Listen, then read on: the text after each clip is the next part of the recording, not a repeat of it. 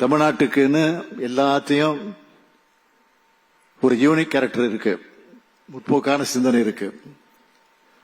அதை அடிப்படையாக வச்சு எதிர்காலத்துக்கு தேவையான தொலைநோக்கு பார்வையோடவும் இந்த கல்விக் கொள்கையை உருவாக்கி இருக்கிறோம். இதுல சில ஹைலைட்டா சில பாயிண்ட்களை சொல்ல விரும்புறேன். இந்த கல்விக் கொள்கை மூலமா படிச்சு மனப்பாடம் செய்யறதை விட சிந்திச்சு கேள்வி கேட்கிற மாணவர்களை உருவாக்க நினைக்கிறோம். எதிர்கால வாழ்க்கைக்கு தேவையான ஆற்றலை வழங்க போறோம். தொழில்நுட்ப மனம் படைச்சவங்களா மாணவர்களை உருவாக்க நினைக்கிறோம். படிக்கிறவங்களாக மட்டுமல்ல, படைப்பாற்றல் கொண்டவங்களாக மாணவர்களை உருவாக்க நினைக்கிறோம். கல்வியோட உடற்பயிற்சியும் இணைக்கப்படும். தாய்மொழி தமிழ் நம்மோட அடையாளமா பெருமிதமா இருக்கும். முக்கியமா தமிழும் ஆங்கிலமும் என்கிற இருமொழி கொள்கைதான் நம்மளோட உறுதியான கொள்கையாக இருக்கும். மீண்டும் சொல்றேன், இருமொழி கொள்கைதான் நம்முடைய உறுதியான கொள்கை. ஒவ்வொரு ஒன்றியத்திலையும் புதிய மாதிரி வெற்றி பள்ளிகள் அமைக்கப்படும். உண்டு உறவிட பள்ளிகள் உருவாக்கப்படும். கல்வி தொலைக்காட்சியும் மணற்கேணி செயலியும் ஒவ்வொரு வீடும் ஒரு வகுப்பறை என்ற நிலையை உருவாக்கும்.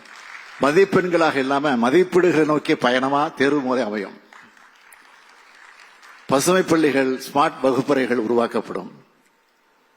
நான் முதல்வன் திட்டம் வேலைக்கு வழிகாட்டுவதாக மட்டும் இல்லாம வாழ்க்கைக்கு வழிகாட்டுவதாக அமையும். இப்படி கல்வித்துறையில மாபெரும் மாற்றத்தை கொண்டு வர இருக்கிறோம். ஒரு வரையில சொல்லணும்னா, அனைவருக்கும் கல்வி, அனைவருக்கும் உயர்தர கல்வி. இதுதான் நம்ம திராவிட மாடல் அரசுடைய கல்விக் கொள்கை.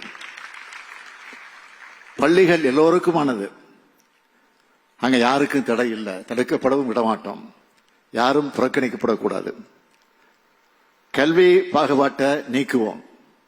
நீங்க விரும்புகிற கல்வியை பெறுவதற்கான வாசலை நம்ம கல்விக் கொள்கை திறந்து வைக்கும். சமத்துவ கல்வியை உருவாக்குவோம். அறிவு கல்வியை அறிமுகம் செய்வோம். முக்கியமா அது பகுத்தறி கல்வியாக இருக்கும். அறிவியலுக்கு புறமான பிற்போக்கு சிந்தனைகள் பள்ளிகளில் நுழைய அனுமதிக்க மாட்டோம். நம்ம மாணவர்கள் உலகளவு போட்டி போட்டு வெற்றி பெற இந்த மாநில கல்விக்குள்ள துணையாக இருக்கும். மொத்தத்தில் கல்வியில முன்னணி மாநிலமா இருக்கிற தமிழ்நாட்டை மேலும் முன்னேற்றுவோம்.